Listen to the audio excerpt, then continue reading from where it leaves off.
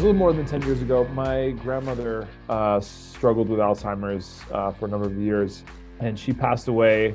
And so I was just reading a lot of books about memory and the brain. And one of the things that kept popping up were, you know, prodigies in memory and these anecdotes of people who had amazing memories in history. And that really got me hooked because a lot of the stories from those were, average memory, people with average memories competing, learning techniques, ancient memory techniques, and then winning these championships and doing these phenomenal feats of memory. That kind of started the whole investigating into how I could personally learn these techniques and potentially not be in the same boat as my grandmother was.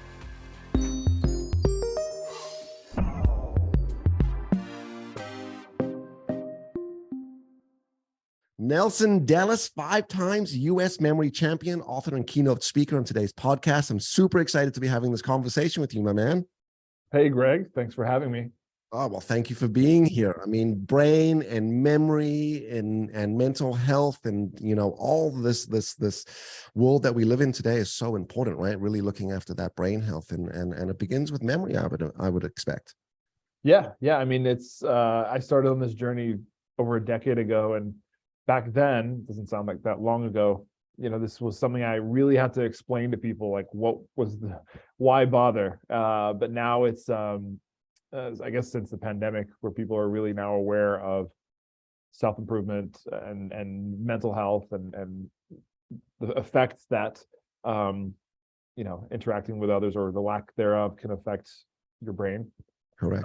People kind of get what I'm doing a little more. Mm-hmm. So how did this all begin for you? I mean, you began this journey 10 years ago. Where did it start? What was the drive behind it? Yeah, it was a little more than 10 years ago. My grandmother struggled with Alzheimer's for a number of years in like 2004-ish to 2007, 8.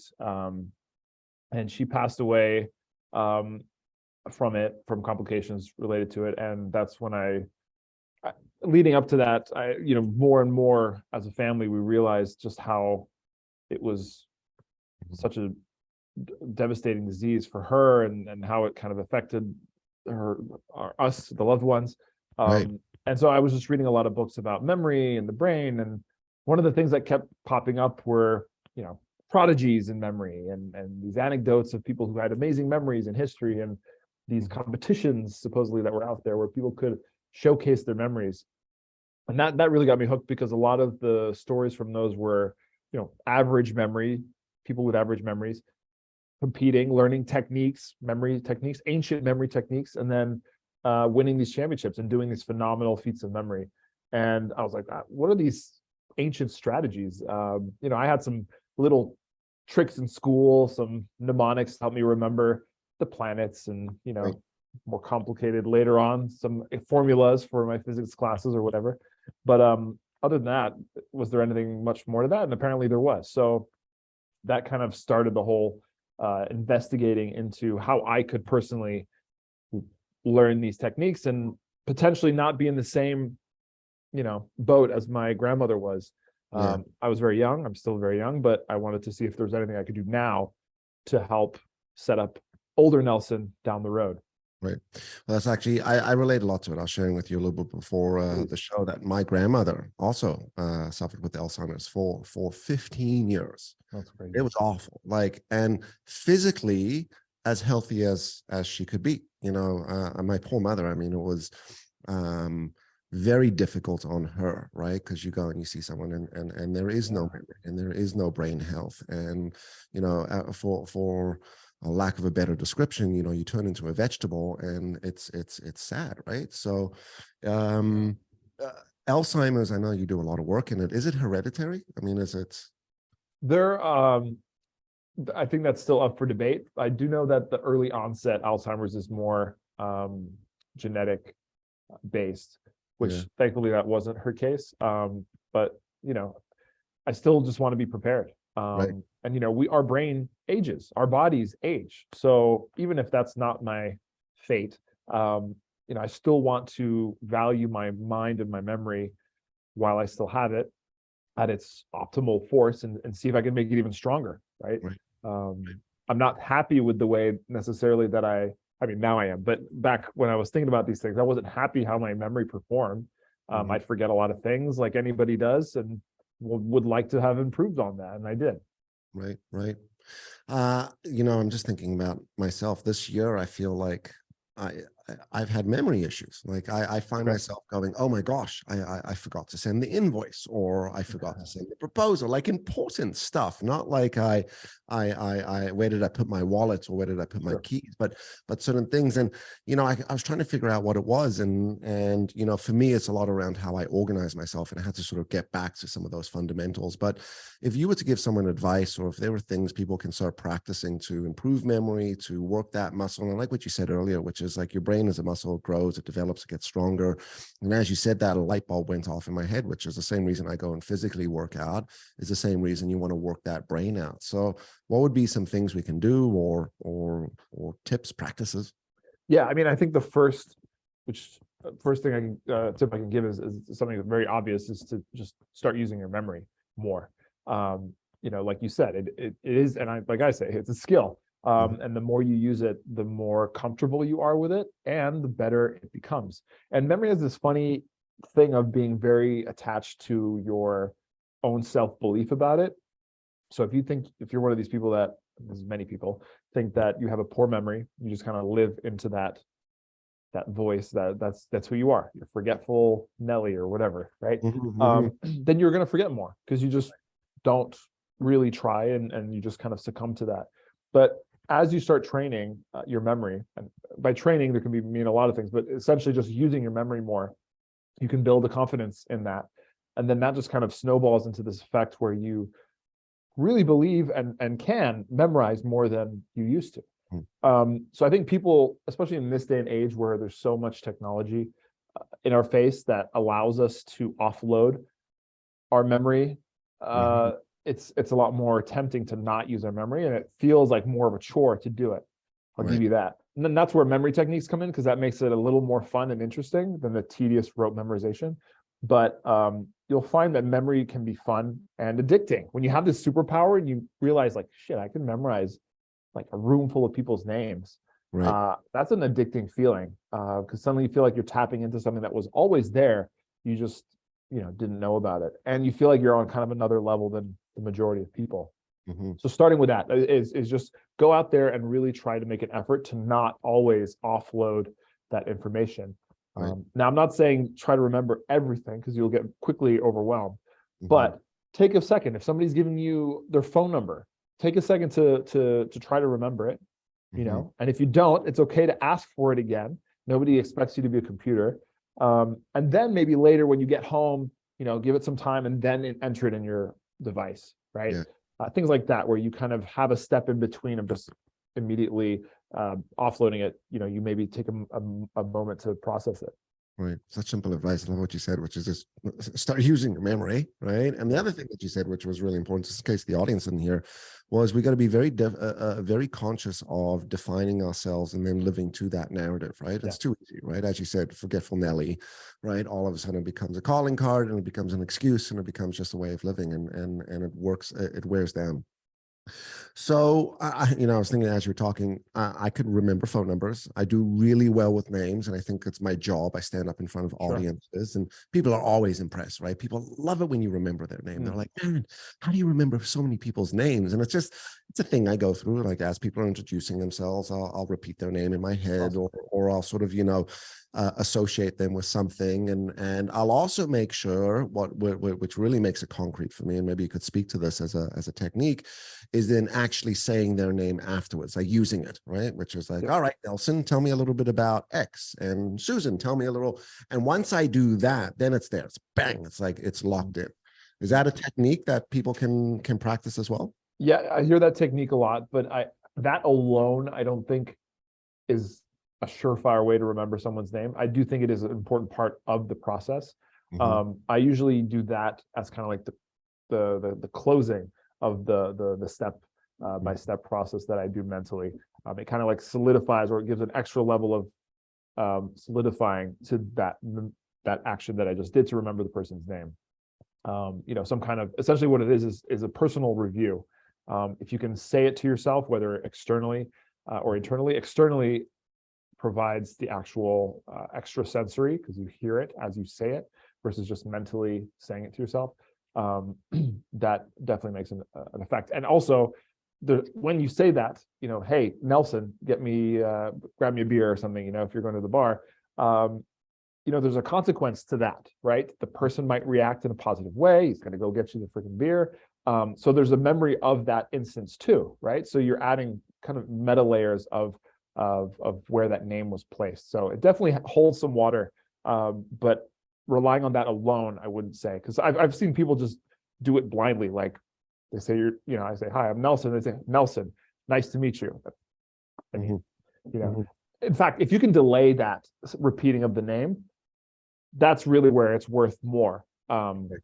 But then that's why it becomes a harder thing to do, because you've already started talking about something else, and then you got to remember the name to say it. So it's like I said, it's not the entire story.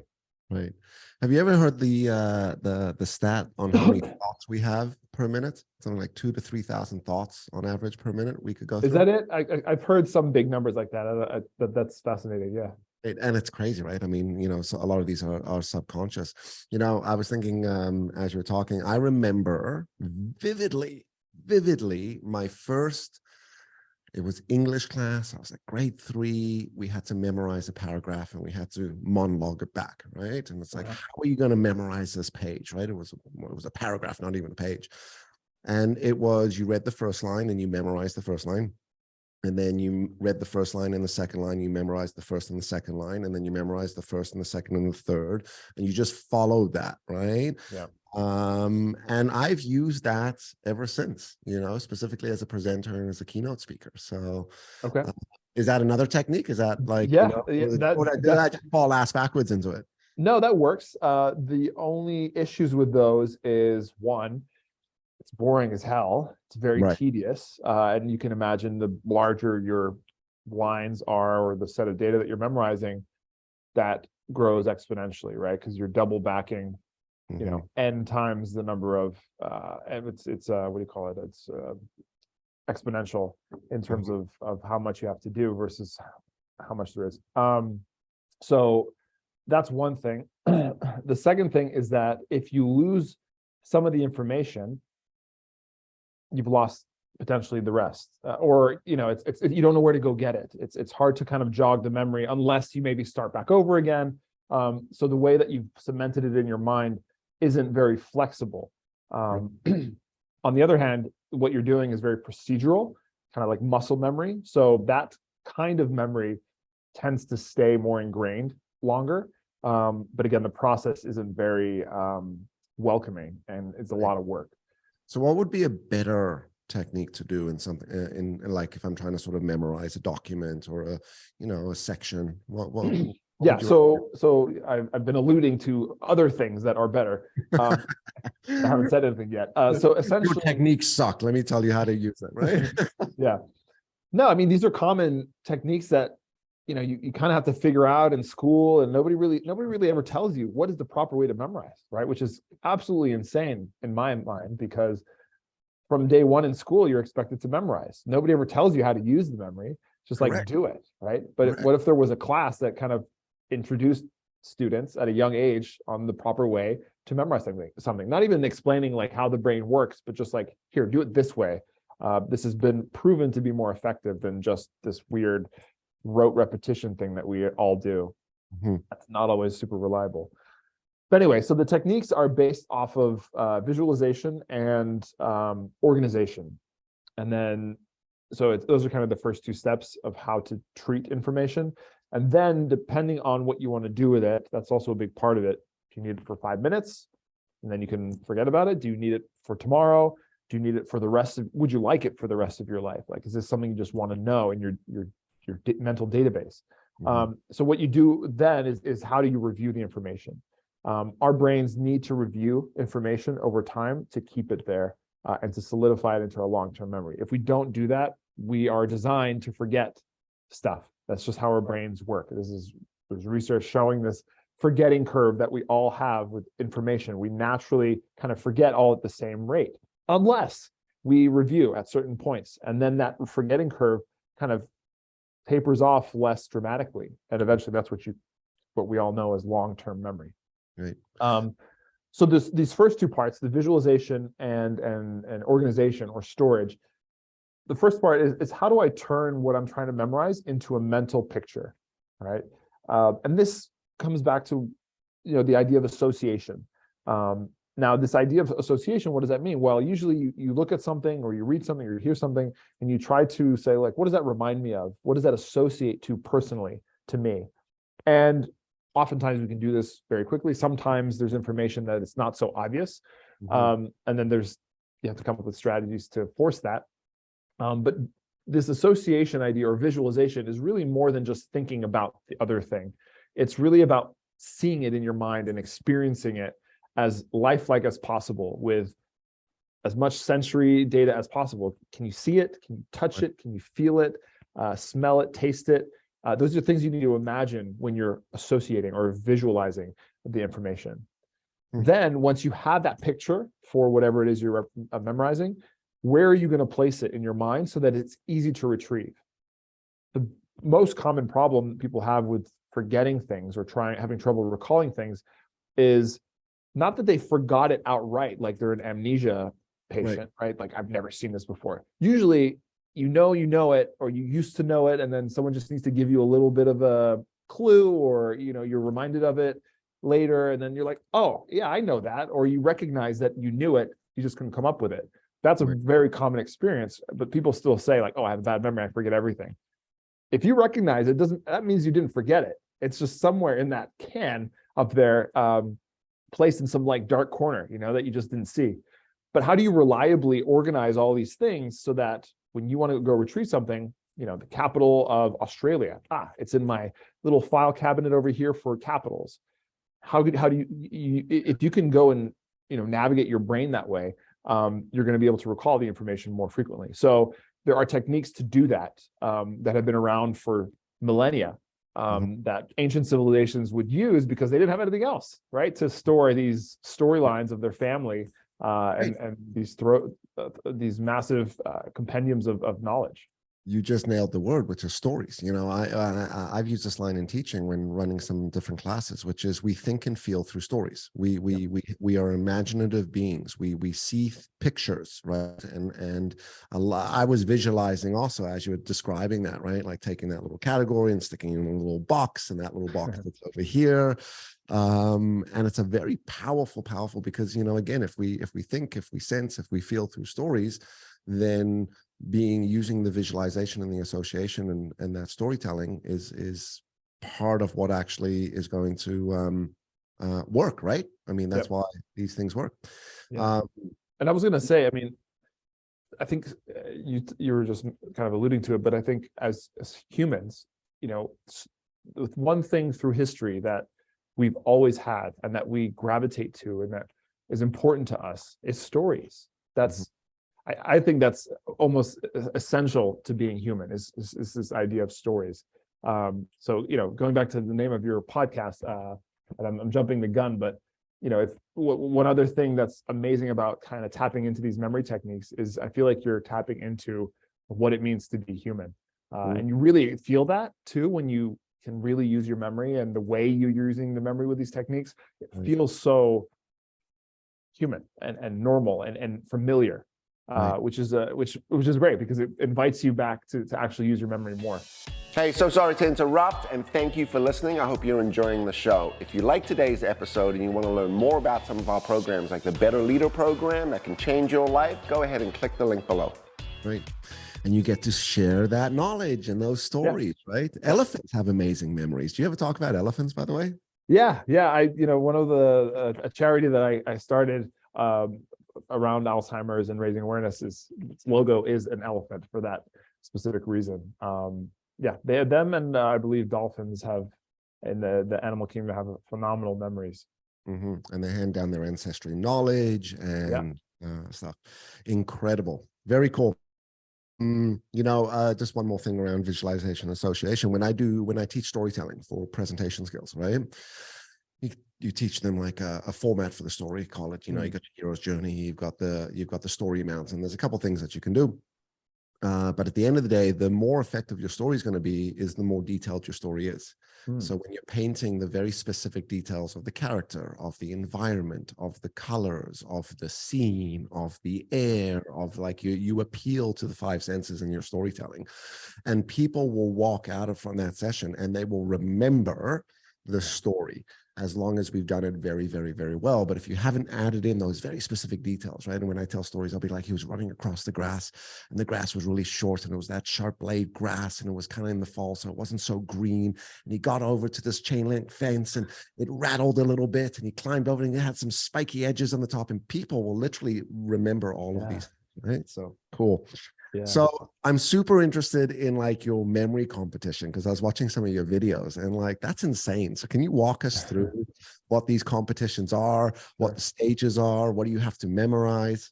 Yep. So there are different formats of memory championships around the world. I've competed mostly in the US version of that. And that's the one that I've won 5 times.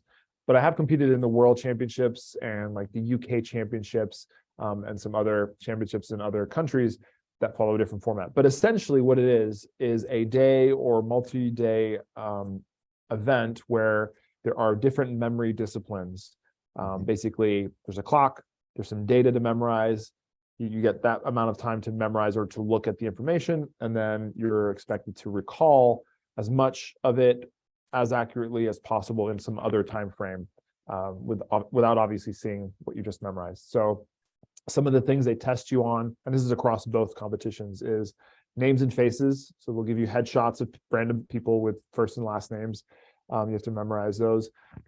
Big strings of numbers. So think of like a 300 or to 500 digit phone number in a short amount of time. A deck of playing cards, random blobs. That could come in super handy, by the way. People tell me that all the time with blackjack or card games. Do you gamble at all? I do. I actually play blackjack a lot. Okay. But you'd be surprised. The memory part of that, I'm really good with cards in terms of memory, but because they're shuffling so often, there really is not a huge advantage to remembering all the cards. You can get away with remembering or just keeping track of very little of the data and keep kind of the same edge. It is helpful to remember, say, some aces that have been around, and that's not hard to do, because every time you see an ace, you can just kind of remember a few cards before and after. But anyways, yeah. So there's cards, there's names, there's poems. Sometimes we have to memorize random words, things like that. And how many names? Like they give you all these faces and these names. Like on average, how many did you recall? So this is the fascinating thing. These competitions have been around for almost 30 years. And, the first competition, I wasn't there, but I could imagine the information they gave them wasn't very much. I'd say for names and faces, who knows? Maybe it was like 30 faces, right? And you get 15 minutes, first and last names.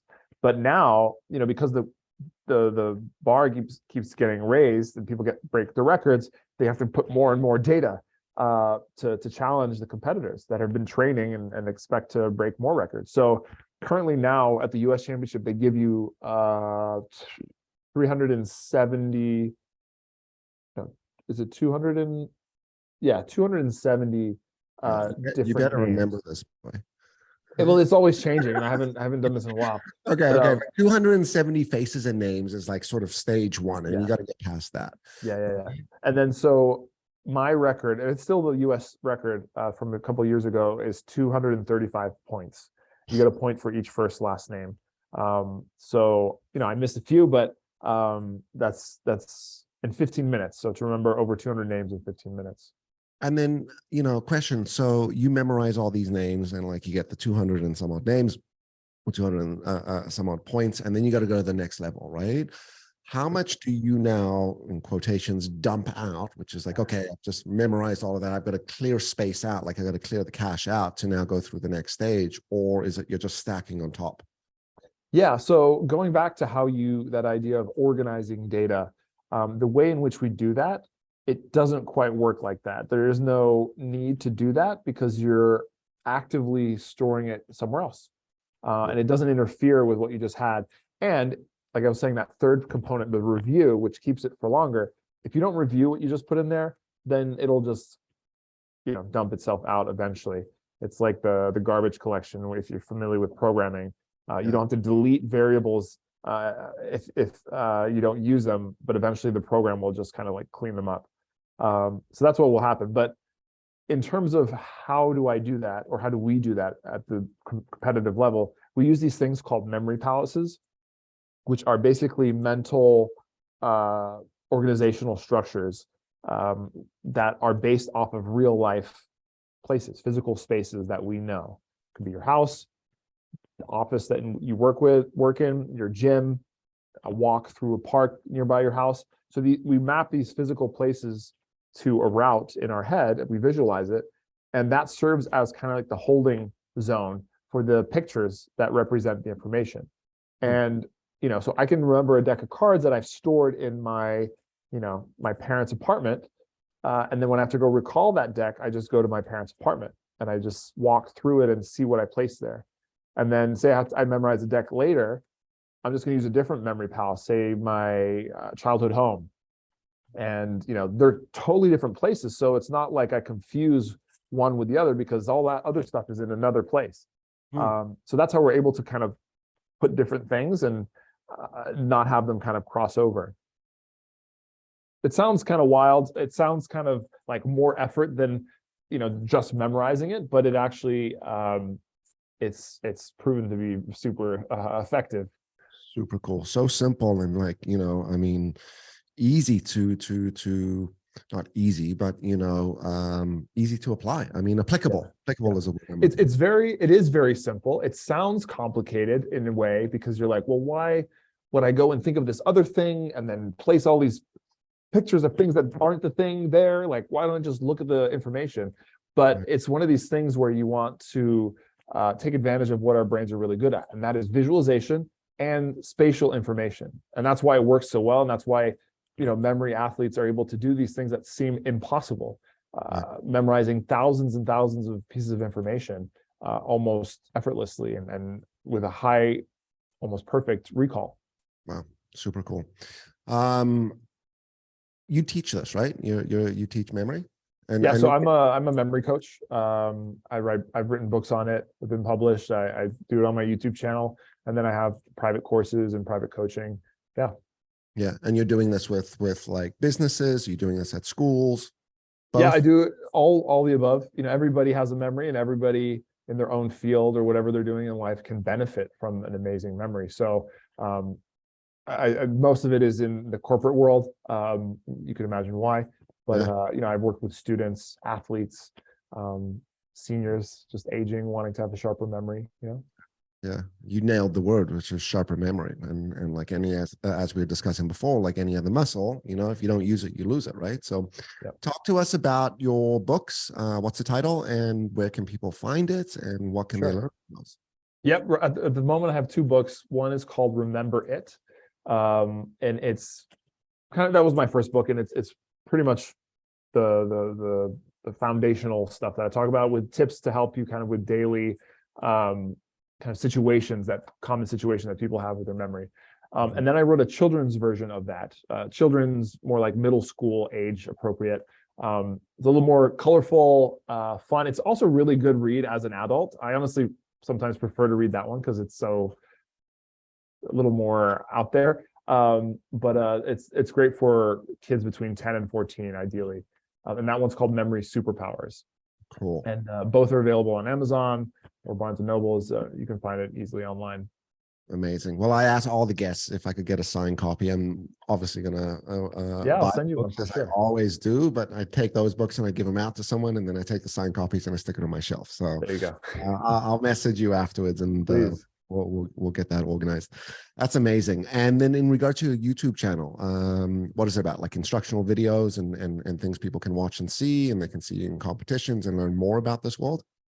Yeah, it's more of like a way to get introduced to this world of memory, in a fun way, right? Because memorizing doesn't really have a good ring to it. People think, hours of boredom. So I try to do fun things. It's not always how-tos. It started with a lot of how-tos, and they're definitely still there. It's a great way to learn the basics. But I try to just make some very entertaining introductory material that's fun, weird, and memorable. And then that'll get people kind of more interested. They can maybe check out my book and my course, if they want to go diving deeper. Amazing. Well, in the show notes, we're going to plug all of your information, your website. And just for the audience right now, it's Nelson Dellis, NelsonDellis.com. Maybe you could all remember that. And if not, you can rewind. Go check them out. And then I'm sure we can access your YouTube channel and your books and everything from that website, right? Yes. It's all there. Amazing. At the end of the show, we come to the better human question, which is, what do you think we can all do to be better humans tomorrow?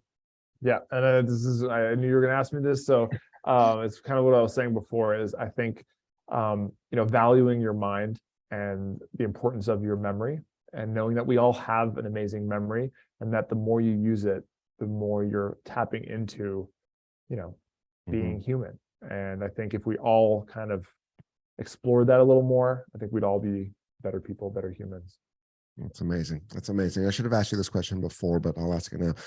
You're a big supporter and advocate in Alzheimer's. Is there a charity or an association that people can go check out and contribute to more? Sure. So I run yearly climbs of big peaks. It's a passion of mine, but we climb for Alzheimer's. I have a charity called Climb for Memory. And we raise funds. They go to different places, the funds we raise, but in the past, it's usually we've been associated with Alzheimer's Association, it varies. Sometimes we give the money to very specific research groups. I really am into the actionable change than sometimes these big charities that just do walks here and there.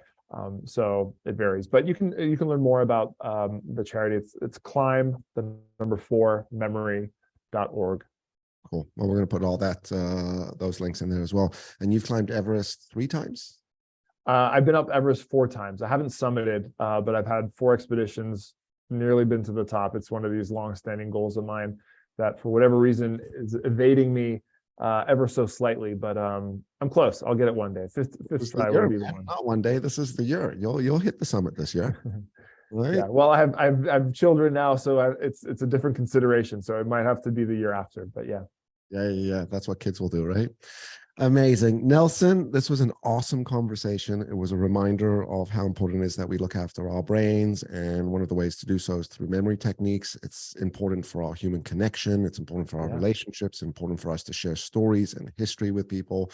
We need to be the elephants and the dolphins. And, I talk a lot about this, right? Which is we have a ripple effect on people. So, if we're doing all of these things, hopefully people start to pick it up as well. You're a champion. You're a legend. You're epic. Thank you so much for being here today. Thanks for having me, Greg. Appreciate it. All right. To the audience, if you like today's episode, don't forget to like, don't forget to subscribe, don't forget to share. Go check out NelsonDellis.com, and we will see you next time.